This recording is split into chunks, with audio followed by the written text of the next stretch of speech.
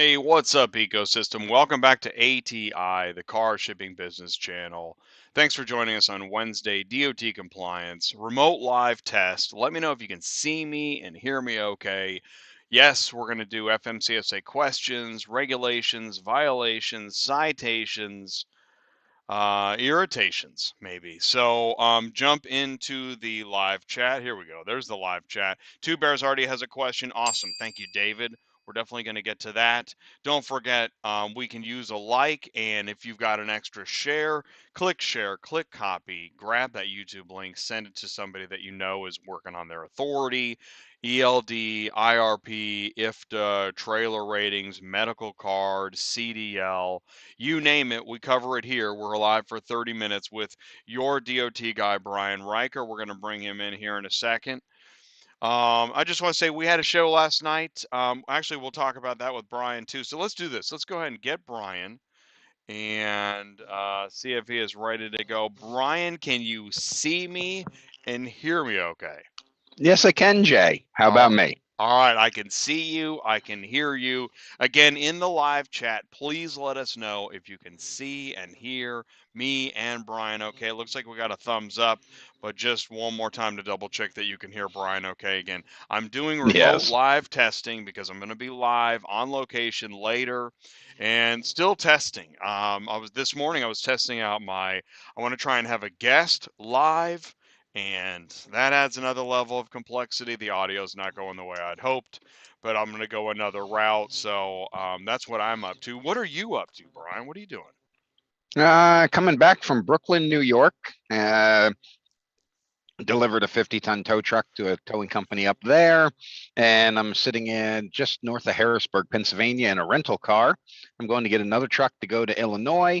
Then Friday, when I'm in Illinois, I'm actually going to do something for my business. I will be attending the Illinois Truck Enforcement Association's annual conference, and we're going to have Jennifer Hornaday, who is chairman of the National Transportation Safety Board, speaking, along with some Illinois lawmakers, reps from Illinois DOT, and some motor carrier enforcement officers, and some training for today. So I'll be getting brought up to speed on all the latest. Oh, Brian just cut out, but he knows it. He's already going to the microphone. I can see him. Hey, what's It up, says Candy? you're muted on the meeting. I can hear you, but you can't hear. No. I can hear you. Check. I think my audio's coming through. Let's Double see. check the mute.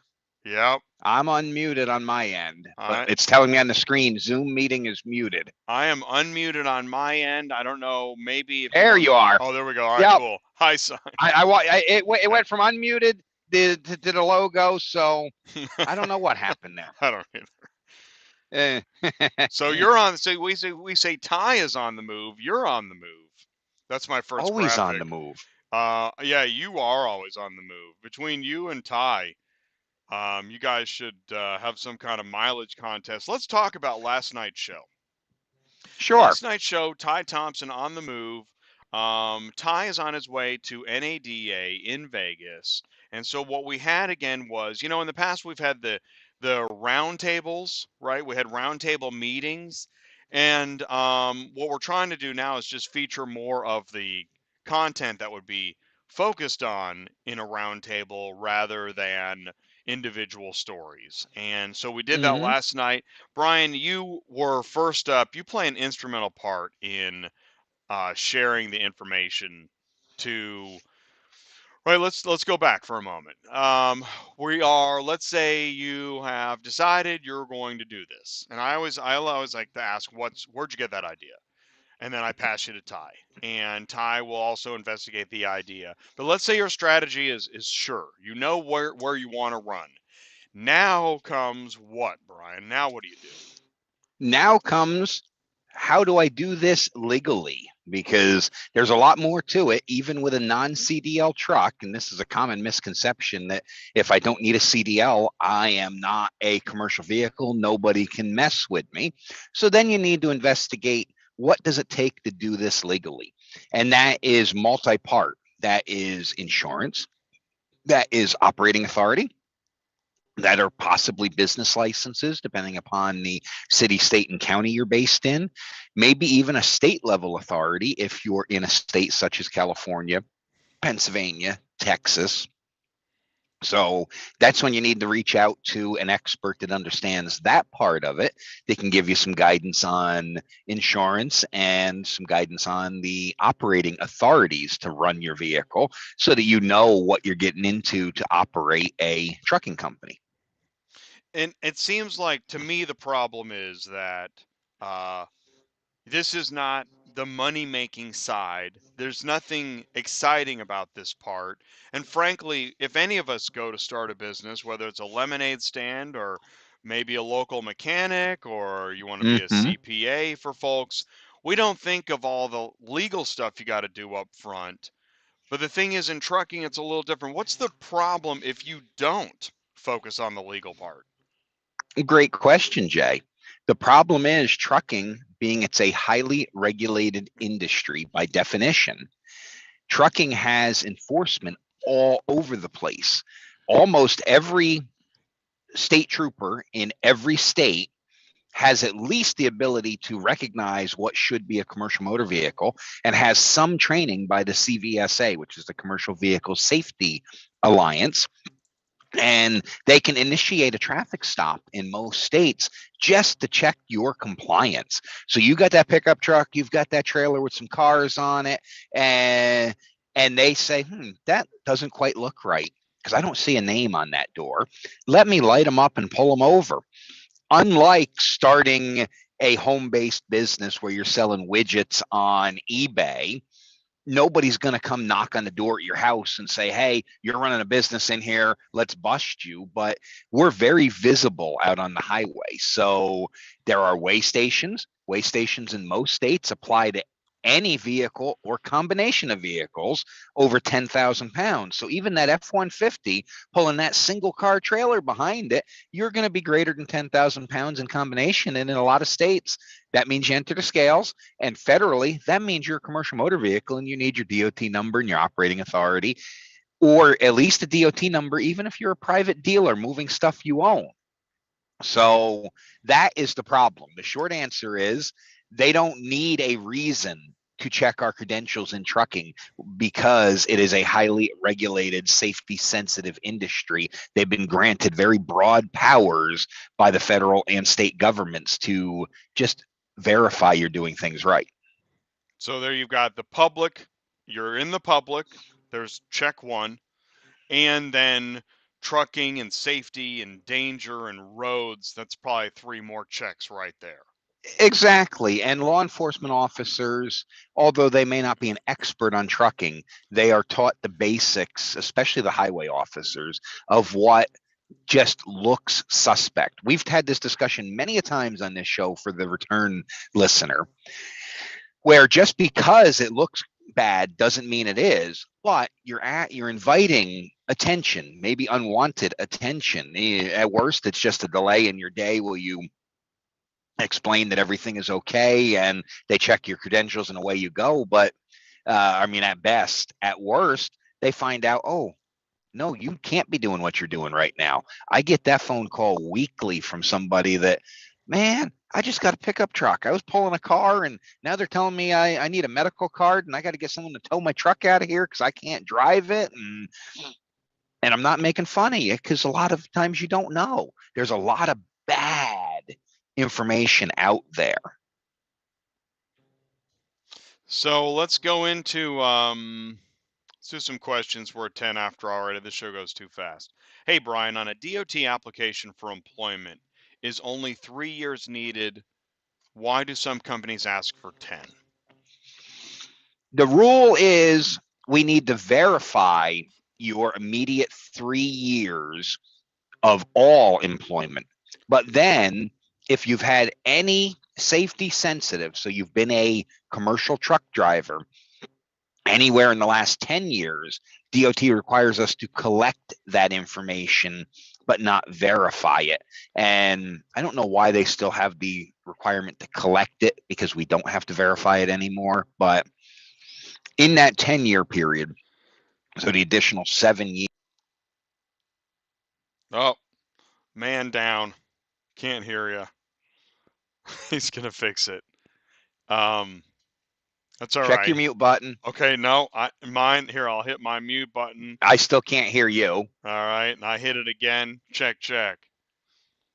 Worked last time. Nope, I still can't hear you. All right, check, check, check. No. I saw the little mute icon go up on the screen like the host muted me. Yeah. Let's see here. Check, check. I can hear you. I don't know where he went. Because I can hear you. Marco Hello. Polo. Check, check. All my settings are the same. Here, I'll just talk really loud with it off the headset and we'll be done with that. Okay. All right. So Check, check. where was I before we lost our audio? Oh, well, you're talking about, oh, shoot, man. I forgot. I'm going to go back to the question. Oh, 3 years versus 10 years. Yeah. Yeah. All right. The 3 years is what you're required to collect for all employment, the immediate 3 years, and you must verify that as the employer. The next 7 additional years for a total of 10 only has to be truck driving related employment. And there is no requirement to actually send the verification out on that. So I don't know why we still have to collect it, but it's there. But hey, there is a change on requirements for your driver qualification file. Starting when it goes effective, I believe in 60 or 90 days, you will no longer have to get the annual notice of violations from your driver. Your driver will no longer have to fill out that form saying they had no tickets or we had this ticket and that ticket. FMCSA finally came to the realization we run the motor vehicle report every year anyhow, so we have that information. That's very interesting. Okay. So, maybe some good news there. I mean, one less form is a real big deal. Oh, yeah. Let's see here. Hey, about how Devin says, I was wondering after you pay for your MC number fees to the FMCSA, how many days do you have before your insurance must be to activate it? Well, there's 2 answers to that. I tell everybody to pay for their insurance so that their agent will file it somewhere between day 15 and 16. That way, your MCS 90 shows up before the 21-day waiting period is up from the day you filed your application. And so that by the next business day, your authority is generally granted. But what you actually have is 90 days from the date that you make the application to get your BOC3, which is your process agent, and your MCS 90, which is your insurance, on file. Otherwise, they will dismiss your application and you forfeited your $300. Then from there, you have another 364 days to request a undismissal. That's not a real word, but that's what FMCSA uses, where you file your insurance, then request the undismissal, and they will consider granting your authority. Let's see. Next question is Fritz. Fritz says, Brian, how do I change my truck type to tractor at the DMV? That's going to depend on the state you're in. Each state has a different process. Some states, such as Pennsylvania, may require what's called a reconstructed vehicle inspection, or a Form MV 427, which has to be completed by a specially licensed vehicle inspector. Other states, it's just as simple as going in and telling them you want to rebrand your truck because it's now a tractor and not a pickup truck or a truck. Some states then will require a couple of pictures of it. It's different in every state. So you'll have to check with your state DMV, and don't expect to get the right answer the first time because most of the people on the phone have no idea what you're talking about, but you want to ask them. The question you want to ask is, how do I change the vehicle type branding on my title from truck to tractor? And they'll probably have to escalate it up to a supervisor or 2, but that is the question you want to ask The DMVs call that truck type brand or vehicle type branding. Not, of course, to be confused with the brand of the vehicle like Ram or Ford. Yeah, I hear that. Okay, you got to have those specific words. Just put it in the live chat. Thank you, Brian. Let's go to next. We've got, all right, Sideshow. Hey guys, hope everything's been good. Thanks, Sideshow. Quick question. Does a portion plate cab card cover my truck and trailer weight combined? Yes and no. Your motor, your power unit, so your truck, whether it's a portioned or a regular plate, must be registered for the total gross amount of truck, trailer, and cargo.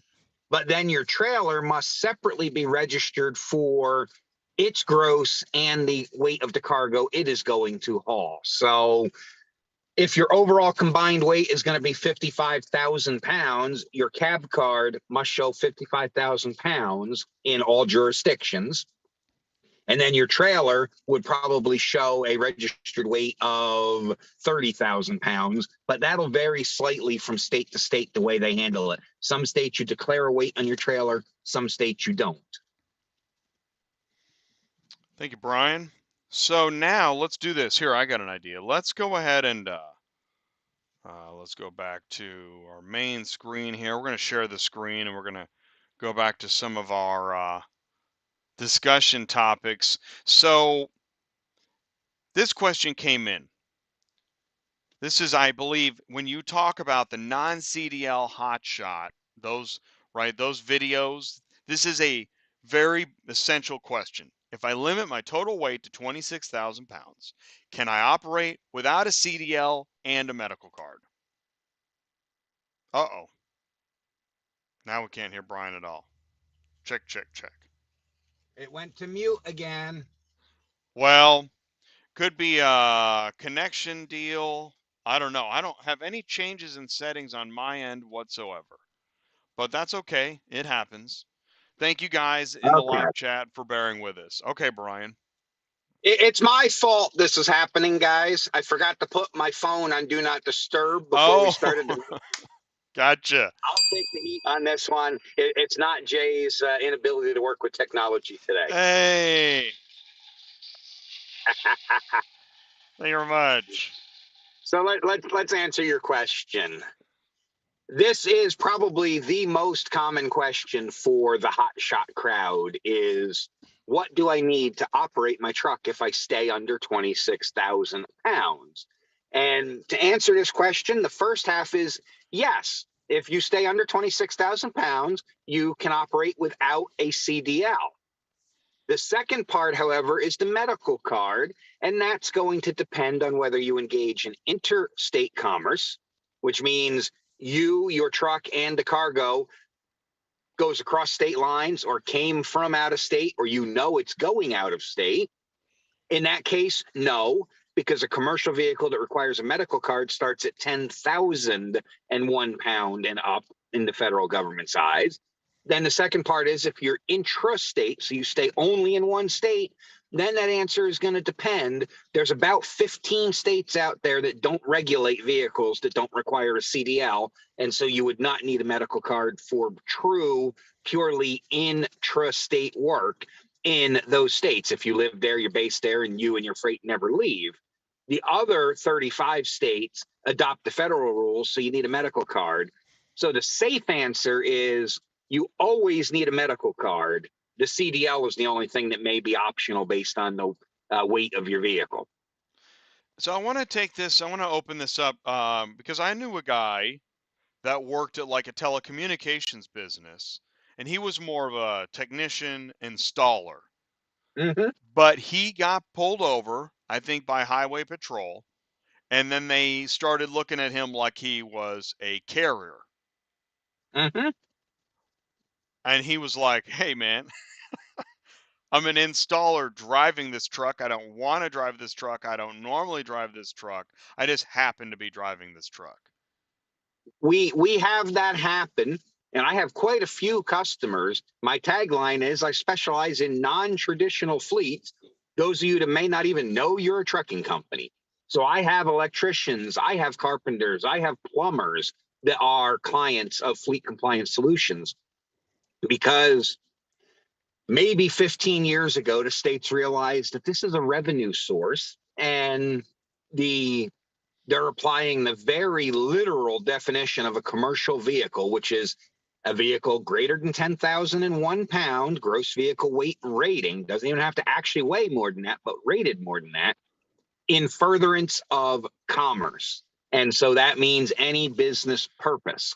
So theoretically, if you have a new F-350 single rear wheel pickup truck that your 16-year-old kid drives back and forth to high school, and you want him to run down and get parts for your truck at the local Fleet Pride store, that could be a commercial vehicle if you own it or your company owns it and you're letting the kids use it for a business purpose. Now, I'm really getting into the straw there.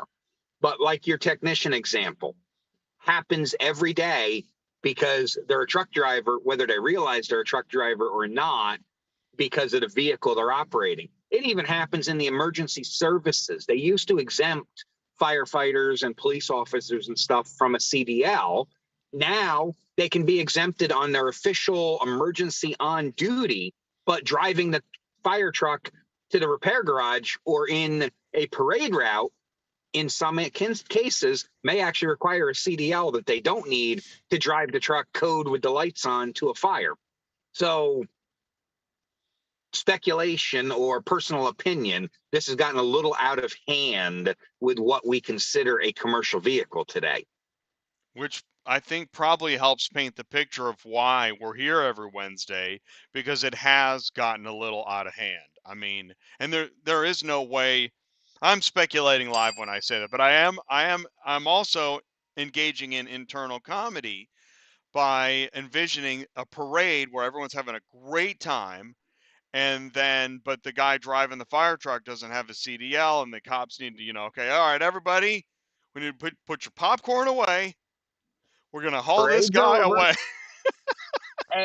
A very good friend of my wife is a sergeant for the Triborough Bridge and Tunnel Authority. And he's at the top of my mind today because I went across a couple of their bridges to go in and out of the city today. Uh-oh.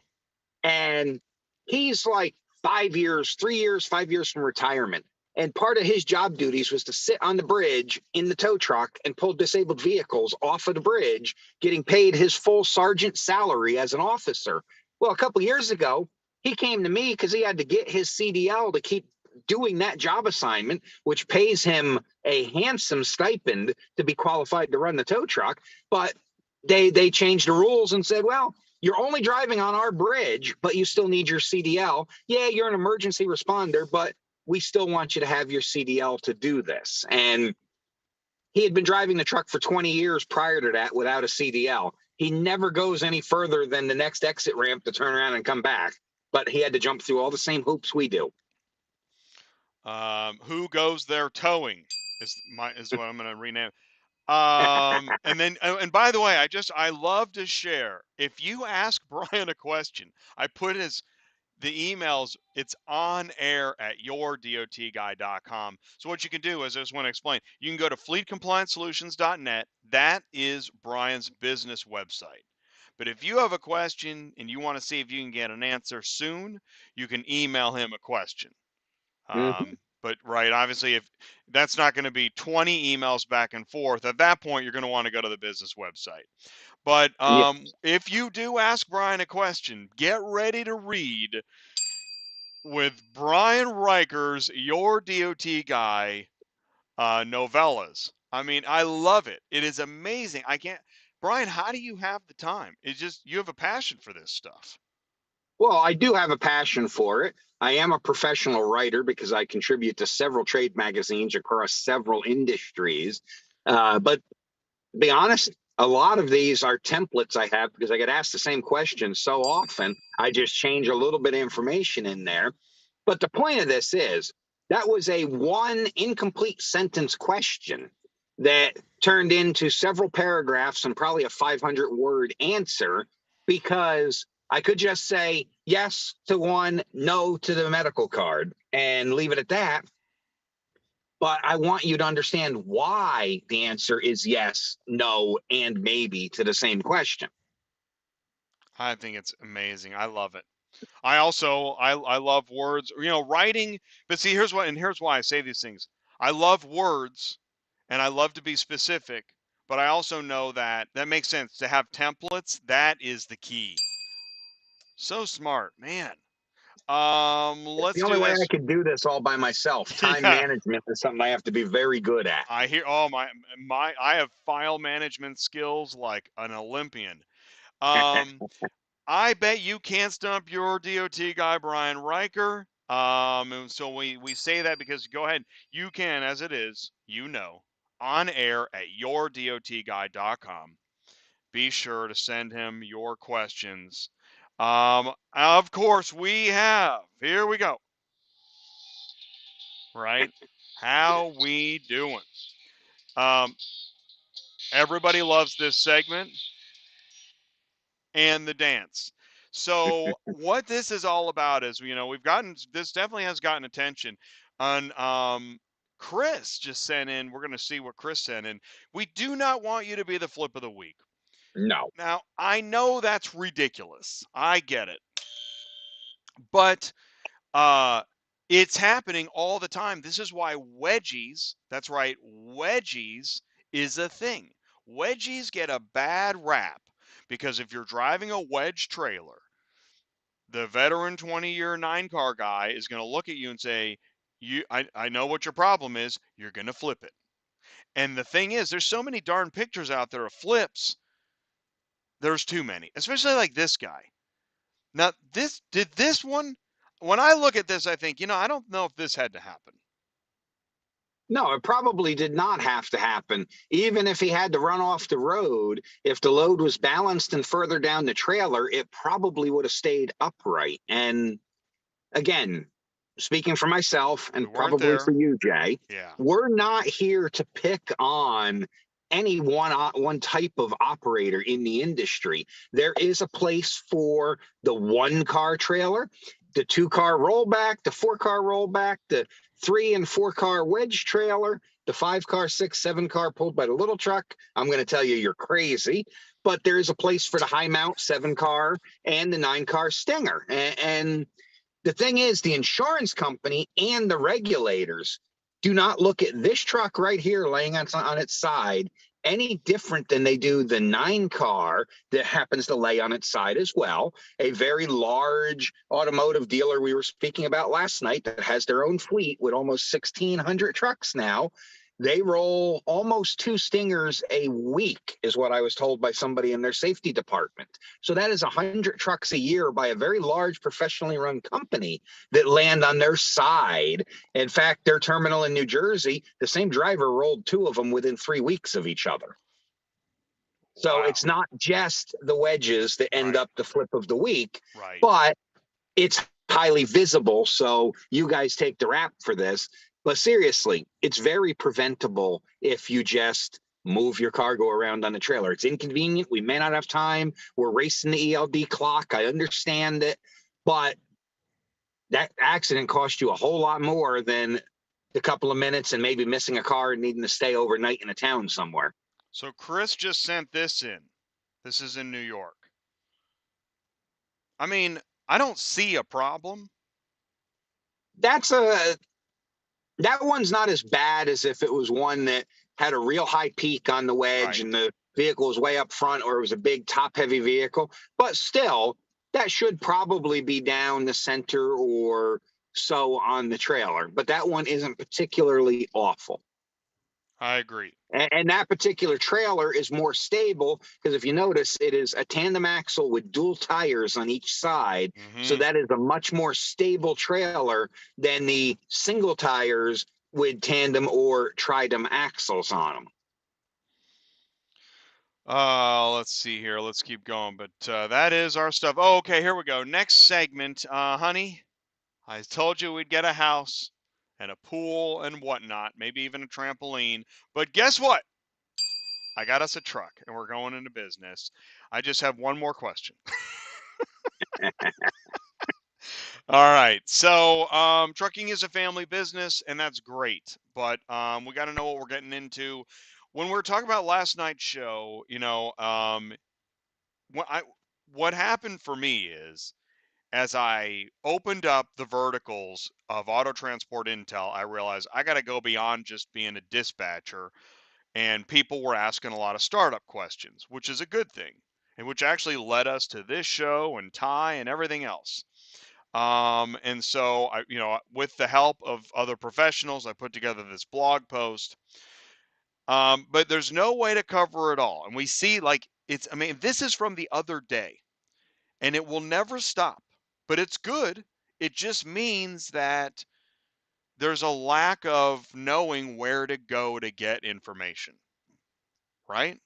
I'll agree. And in today's day and age, there's a lot of information available at your fingertips with the Google machine. But, and we're asking you to go out on a limb and trust us that we know what we're talking about here. Just because it's on the internet, it is not true. I believe President Lincoln said that. So you have to be careful with what you I find believe he on the did say that. internet, is what I'm trying to say. Um, And yeah, keep going.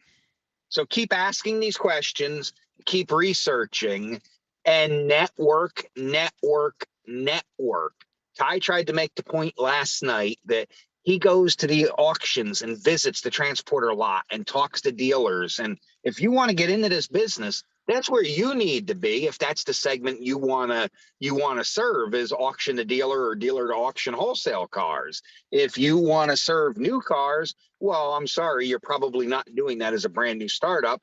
Go get a job for a company that hauls brand new cars. But get in proximity to those that are doing what you want to do and learn from them.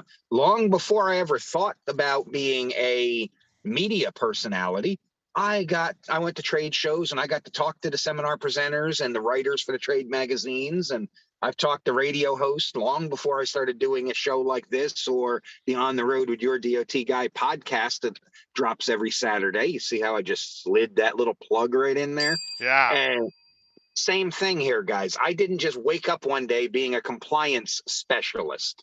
And I've stopped using the term expert. I don't like that term anymore. But I did not wake up being a compliance specialist. I spent the better part of 20 years owning and operating trucks and working as safety managers and all that, just starting to hone the craft. And then I've spent the last 13 years spending hours a day staying on top of what is going on in the industry and in compliance and regulatory development specifically, just to get to where I am today, that I can halfway answer your basic questions off the top of my head. All right, that leads us into, and we only got a few minutes left. That's why I was just kind of cycling through some of those images from last night's Tuesday night's live news. Roadcheck. Coming up in 2 months, and it is wheel ends this year, which wheel ends are your tires, your wheel bearings, wheel seals, brakes, brake drums, brake calipers, brake shoes, anything that is round and makes you go down the road. So wheel end maintenance is critical and it's often overlooked. And right now with fuel, I'm sitting exit 77 off of Interstate 81, so just north of Harrisburg, Pennsylvania, and I'm staring at the TA truck stop with $6.05 a gallon diesel credit price right now. So besides Roadcheck and maintaining your tires and tire pressure and wheel bearings, it is important now to inspect that stuff daily. Adjust your tire pressures daily as the ambient air changes, because you can get a 10% tire inflation difference from the morning to the afternoon in this season, where it's cold in the morning, hot in the afternoon. And that makes a difference in your fuel economy. And we can't afford to waste an ounce of fuel right now if you want to stay in business. Not to mention underinflated tires, besides wasting fuel, they get your wheel end hot. The wheel end gets hot, the rubber gets hard around your wheel seal, then you start getting that little oil leak. Well, May 17th to the 19th, they're going to be looking for the most minor of oil leak or indication that a wheel bearing is going bad, something like that. So now's the time to start that maintenance. Don't wait till May 16th to say, oh, I better go fix all my wheel ends, especially considering parts are back ordered for weeks to months right now.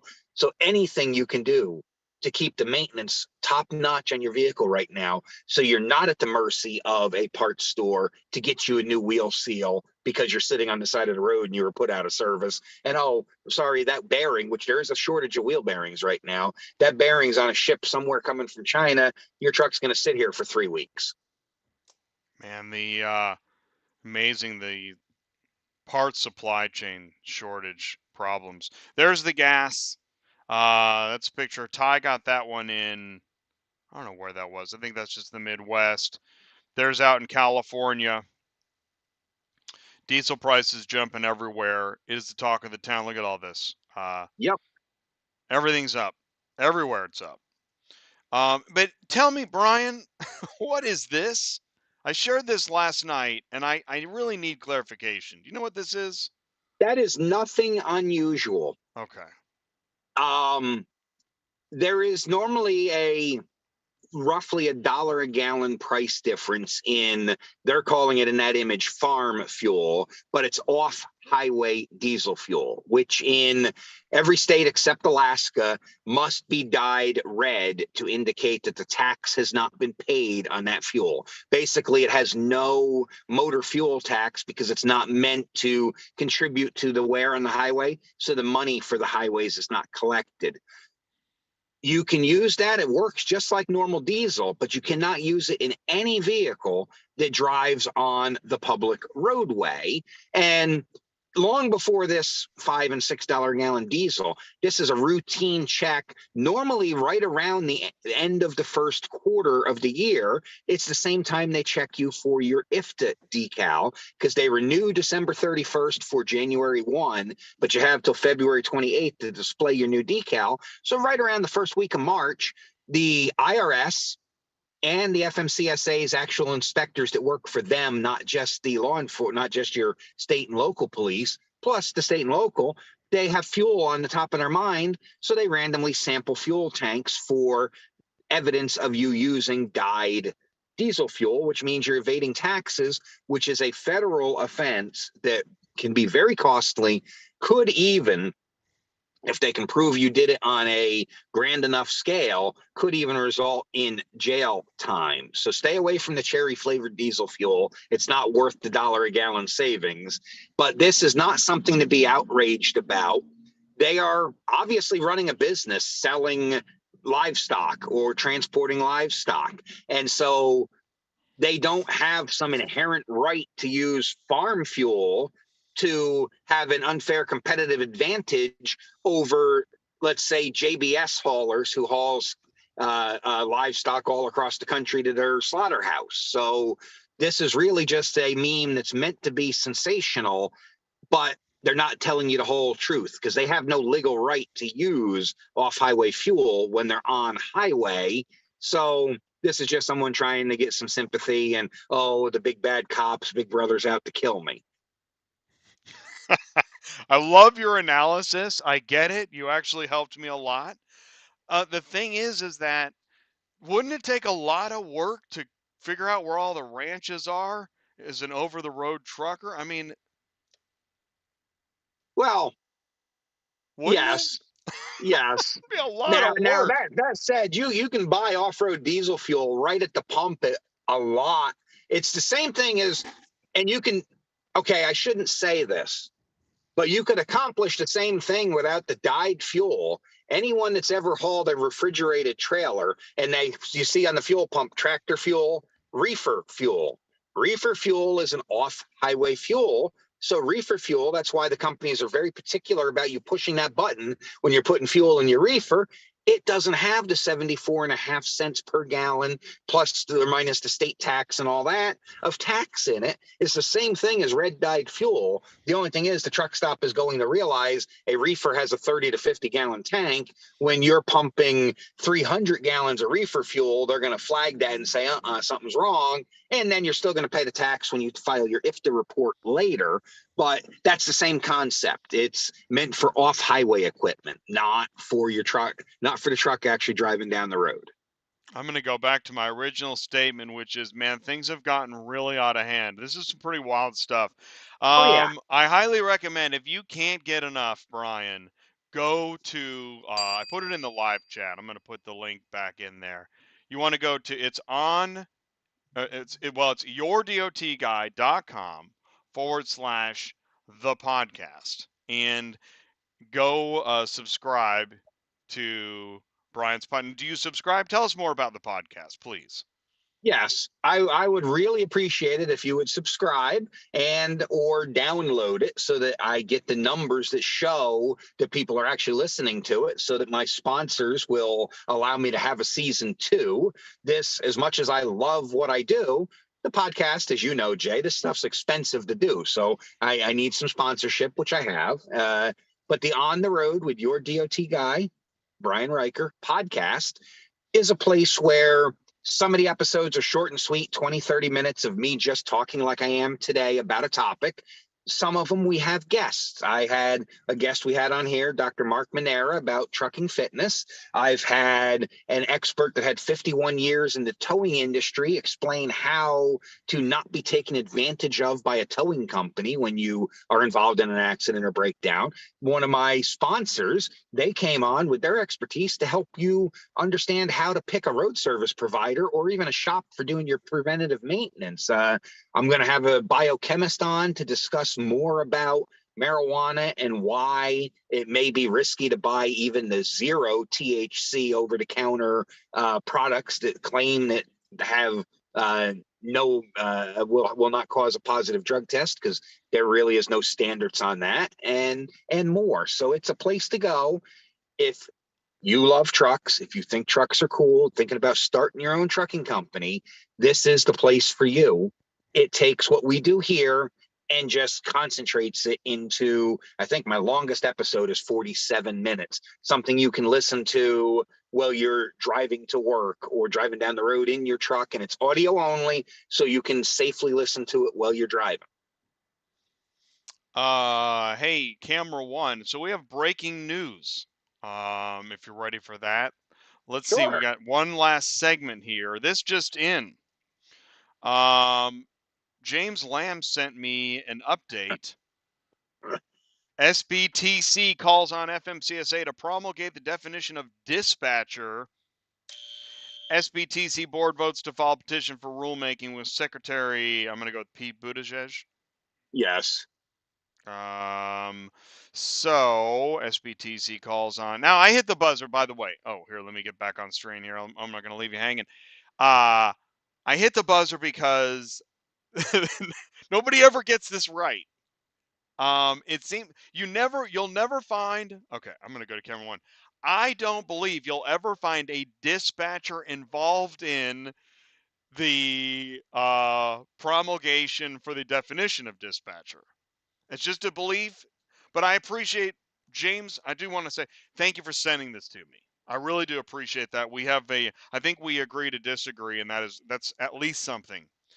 And I think most people disagree with James Lamb. but I'll have him on the show because I need to know what they're saying, so I can at least try to, that's why I wear a referee shirt, and I can't read this. It's too long. I don't know Well, what. here's the Yeah. long and short of it, because Okay. I knew this was coming. Okay, cool. First of all, TIA, the Transportation Intermediaries Association, that is the trade association of brokers. And this is going to lead into a segue of just how important joining a trade association is. TIA is the Trade Association of Brokers. Generally, brokers do not see eye to eye with independent owner operators, but on this particular issue with dispatchers, then the definition of a dispatcher and what a dispatcher is or is not allowed to do, they have partnered with OOIDA, the Trade Association for Independent Truckers, to try to force FMCSA to clearly define for the first time ever what a dispatcher is. SBTC's petition piggybacks on that and is asking pretty much for the same thing, except he wants them to be defined so narrowly that nobody could legally be a dispatcher. TIA is okay under certain circumstances with dispatchers, but they're still not the dispatcher's friend. And that's because brokerages no longer just do broker work. Brokerages also do a lot of the work that an independent dispatcher does for you at a much greater fee and with a much more limited customer base, because they will only pick loads from their available freight instead of all the sources. And I've said this time and time again, are there illegal bad dispatchers? Absolutely. There's illegal bad brokers. There's bad motor carriers. There's bad compliance people. Are all of them bad? No. Is there a method and a mechanism where you can be an independent dispatcher and do it legally? Absolutely. Just don't cross the line. It's a very fine line between broker and dispatcher. And I actually welcome FMCSA finally putting this issue to bed once and for all with a clear definition of what a independent dispatch service that would not require a broker bond and authority would actually be. And I don't believe they're going to come out and say, no, you can never have that. But it would be nice to have a very clear definition, because the only thing that speaks to it in regulation is bona fide agent of a carrier. And when you look at the definition of a bona fide agent, that's someone that regularly performs work on behalf of that carrier in their normal course of business. Well, whose normal course of business? The motor carrier, yes. But what about the agent? Can the agent be an independent contractor? Like I can be your safety director for you and 100 other trucking companies. There should be no reason why, as long as I only am working for that one company at that time when I find the load, I couldn't be a broker, or I mean a dispatcher. So we've talked about this ad nauseum, and this petition is really just another attempt to try to get FMCSA to close in even tighter what the definition of broker is versus dispatcher, and do it quickly. This has been an issue that the first petition for this rulemaking was like 2015. This has been an issue for a long time.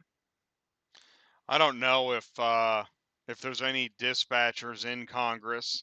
That'd be nice.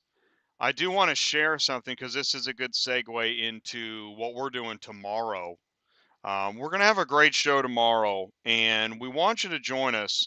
You can already, it's already posted. You can go, I'm going to put the link to the live chat, or the link to the show in the live chat. I just put it in there. You check that out. This show tomorrow. So, a guy, posted on Facebook last week. He copied the broker, and a carrier copied the broker about a load posted on the load board and said, "You greedy effing parasite." Now, I read the email and I saw the load and I thought, wow, that is not far off. It's pretty intense that you emailed them and copied me. And then he emailed me and said, "How could you have them on your show?" And I said, all right, well, first of all, auto transport intel is for everybody. And I think more and more people are seeing the truth in that. Brokers, dealers, carriers, dispatchers, OEM, auction, businesses, individuals, it doesn't matter. Your voice is allowed to be heard, which is where I stand on the dispatcher issue. And so this guy is going to be on the show tomorrow to explain why he posted that and his position. And I think this is good, because this is the problem. I'm concerned that the FMCSA is not going to hear from the actual dispatcher, from the independent contractor that is not taking the shipper's money, is not taking possession of freight, is just trying to work for carriers, isn't even using their own account. And we never hear from the carriers illegally posting loads without a broker's license. Even if you have the moral right, just like you have the moral right to smoke pot as you drive down the road, you don't have the legal right. And without the legal right, moral rights don't count. Right. And that is a big issue with carriers. Some of them unknowingly, some of them definitely knowing that they need a broker license, posting loads that way. And so, if I may elaborate for a minute, this is why trade associations are so important. I'm not aware of a trade association for the independent freight dispatcher, but there are at least one, maybe more for brokers. Then you have several for trucking, depending upon what you are. You have some as broad as the American Trucking Associations, the Truckload Carrier Association, OOIDA. There's another independent trucker one, I can't remember. But then we even have AHA, the Automobile Haulers Association of America, IATA, the Independent Automobile Transporter Alliance. Then we have Towing and Recovery Association of America. There's trade associations for repossessors. There's trade associations for the cops that enforce the rules, the Commercial Vehicle Safety Alliance, the Illinois Truck Enforcement Association.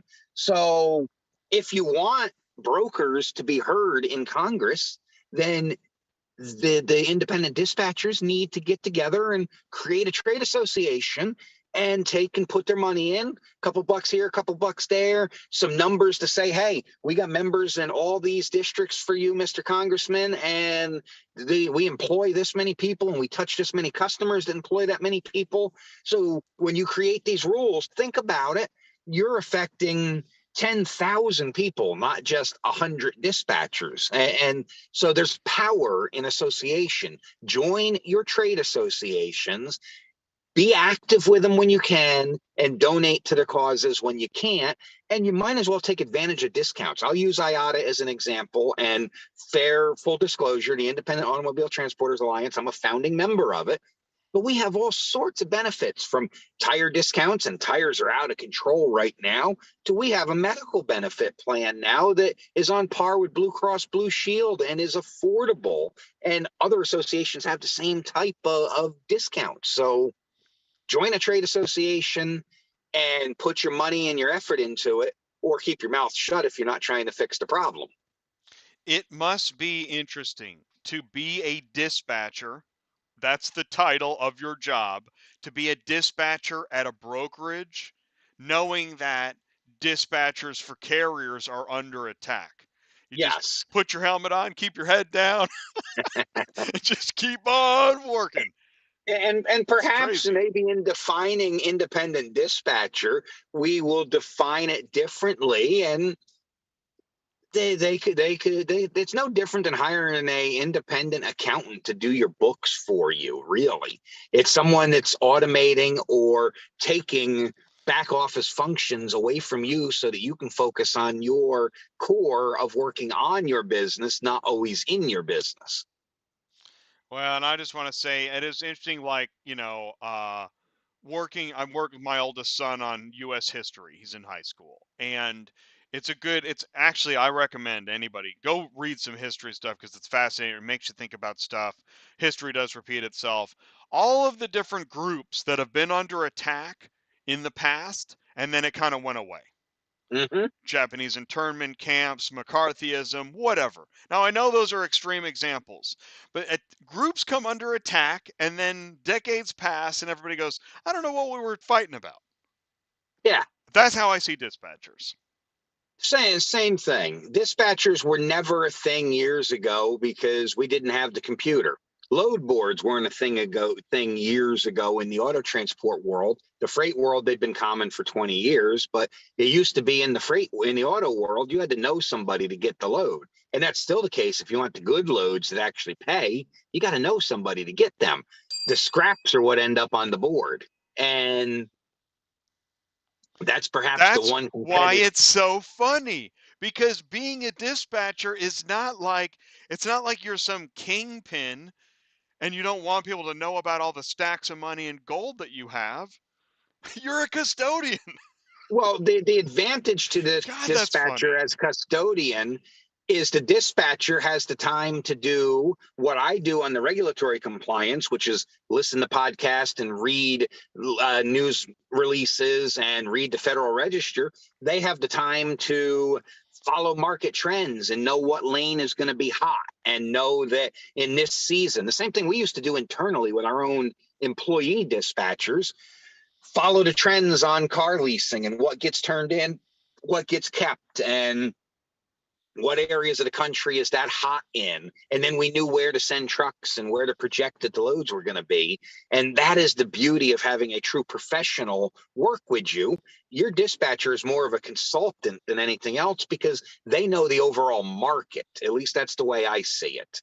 And now you have some great brokers that do that too and provide that information, not so much in the car haul world, but in the freight world. DAT, they have a freight report that is amazing with the level of detail you get by being a customer of theirs to help you plan your business 1 week, 3 weeks, 6 weeks, 3 months, a year out.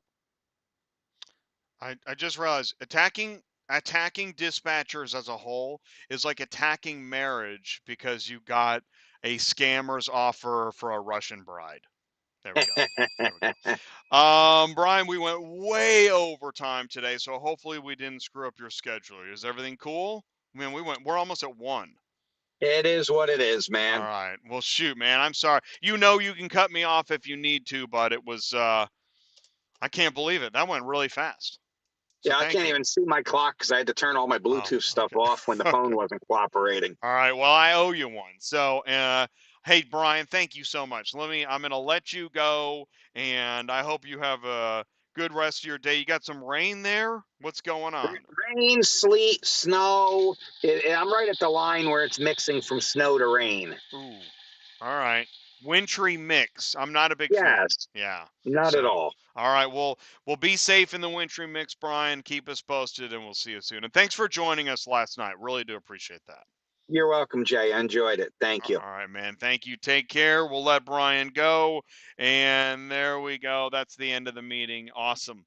I know you would think you could just move cars, right? And I don't know. I don't know what the hubbub's all about. But it is there. There is hubbub. We are having hubbub. Thanks for sending in, Chris. Thanks for sending in the trailer check. If you've got a trailer check, send it in. Please do that. Please do join us tomorrow. I'm going to let you guys go. Please do. What do we got? What do you think of the proposed swab test? Let's ask Brian Silverman. Will you ask that question next Wednesday? Let's catch Brian, see what he thinks. Man, the drug testing stuff. We did a show. We did drug testing. Check that out. But really tomorrow, here's the big one. Tomorrow, you greedy parasite. Please join us. If you think that if you think the load boards can't get any crazier, or if you don't think they're crazy, and by the way, I want to say this too, is that the #1 load board is now watching. I don't think they're watching this show, but they're now watching that show. And that's good. That's really good that we now have more eyeballs watching. Okay, so how do you guys really feel? What feedback do we really need to get? That's actually a wonderful thing. So tune in, share if you want to get them messages. Tune in on Thursdays on Dispatching Live here only on ATI, the Car Shipping Business Channel. You've got the link for tomorrow. Please do join us. Stay safe out there. Thanks for tuning in, and we'll see you soon. Peace out, everybody.